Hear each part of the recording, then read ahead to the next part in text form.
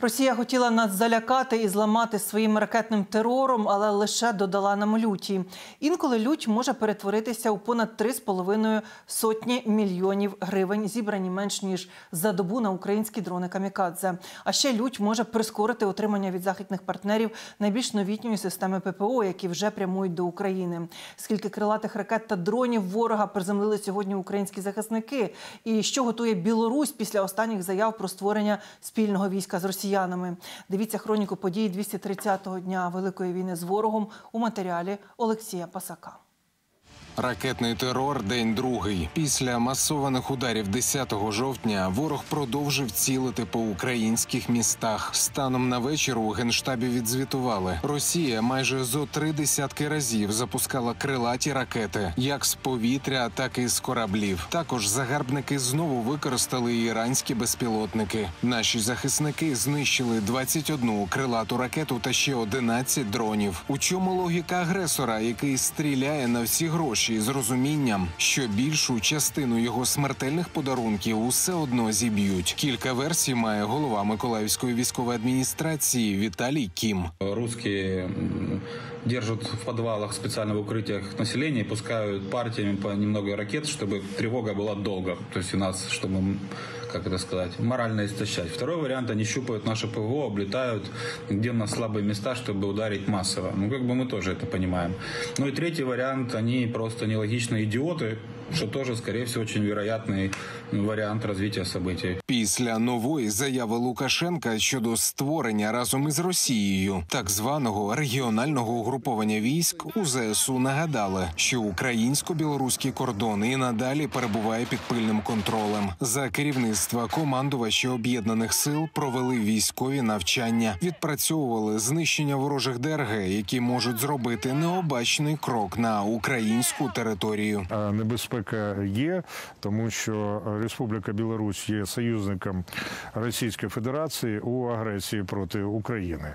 Тому ми оцінюємо весь спектр загроз і вживаємо заходи для того, щоб ці загрози не були виконані противником проти України. Вусатий диктатор натомість і надалі допомагає окупантам. І чи не вперше віддає власні танки та боєприпаси, які мають посилити російське військо. Відео з колонами техніки публікують незалежні журналісти-розслідувачі. Тож президент України у виступі перед членами країн Великої Сімки закликав створити міжнародну спостережну місію на українсько-білоруському кордоні. А згадуючи Путіна, наголосив на неможливості подальших переговорів із ним. Треба визнати очевидний факт.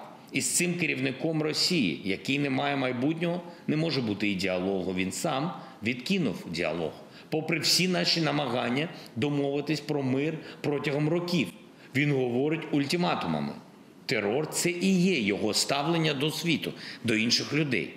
Після російських ударів, усіх вбивств, усіх знущань з мирних людей і міжнародного права, ваші ж суспільства вас не зрозуміють, якщо не обірвати будь-які перспективи цього керівника терору. Забезпечити поразку Росії можна лише створивши формулу миру, каже Зеленський. Ворога потрібно покарати і політично, і санкційно, і надати Україні таку техніку, яка створить повітряний щит від підступних російських атак. У мережі вже з'явилися світлини, де, ймовірно, дорогами Європи до України рухається конвой із першою німецькою системою ППО «Айріс-Ті». Водночас і президент США запевняє, що Сполучені Штати передадуть Києву новітні системи ППО і надалі підтримуватимуть Україну в її боротьбі.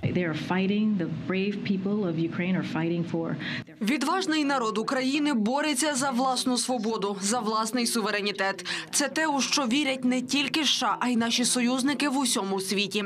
Це важливе партнерство, мета якого – бути впевненим, що Україна здатна впоратися. І ЗСУ доводять щодня, що готові готові нищити ворога. За минулу добу ще 240 окупантів. Більше ніколи не зрадіють руйнуванню українських міст. Також знищено ще 9 російських танків, 13 бойових броньованих машин, 10 артилерійських систем та 8 одиниць автомобільної техніки. Підбито ще один літак, 17 безпілотників та 46 крилатих ракет. Влаштувавши ракетний терор, Росія, певно, очікувала на хвилю дестабілізації і паніку серед українців. Але натомість отримала лише лють, яка вже звично для нас трансформувалася у новий дієвий план зі знищення окупантів. Упродовж лише однієї доби засновник благодійного фонду Сергій Притула та громадський активіст Сергій Стерненко разом зібрали на спільнокошті 352 мільйони гривень. Початково розраховували на 100 мільйонів, щоби закупити півсотні дронів «Камікадзе Рам-2», але отримавши суму у кілька разів більшу, тепер планують ще пекельніші вітання для окупантів. Ми розуміємо ваші очікування. Ви скидали на те, щоб була бавовна.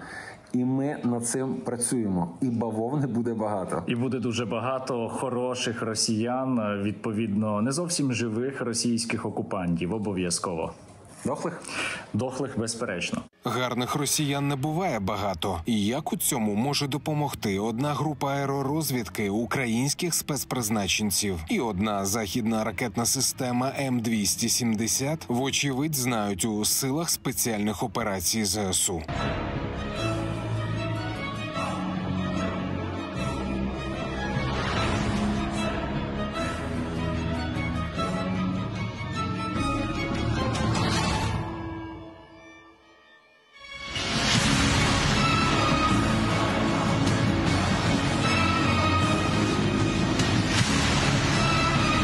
Олексій Пасак, 5 канал.